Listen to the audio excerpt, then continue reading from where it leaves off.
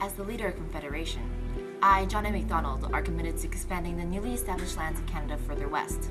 I am sending you surveyors from the Red River settlements, from the Red River settlement area to prepare a claim to take over Rupert's Land. From the Hudson's Bay Company, for Canada's agricultural expansion, we will own that region.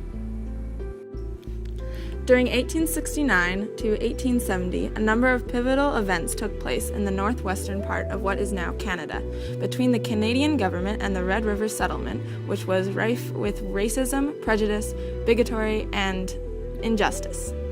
As a Métis person, I take offense to Canada's appropriation of Rupert's Land.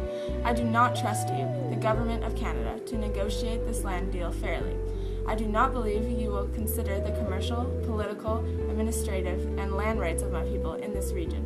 My livelihood as a fur trader must be safeguarded.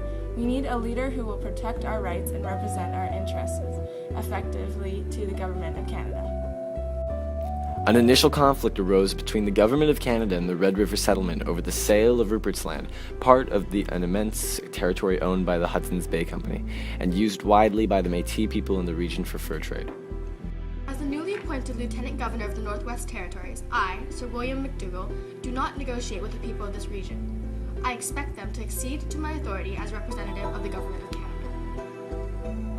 The Canadian government did not consider the impact of this appropriation of the land on the livelihood of the Métis people in the Red River settlement.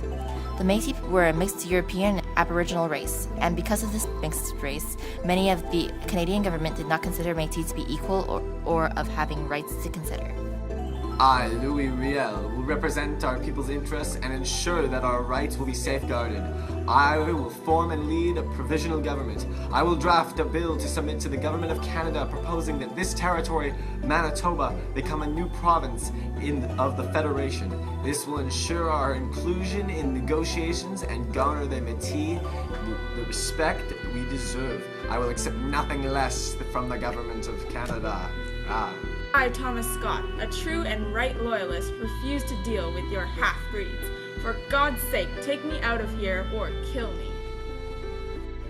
Today, more than 200 years later, Aboriginal land rights continue to be unrecognized and uncompensated. This conflict between the Canadian government and the Aboriginal peoples is still waiting to be resolved.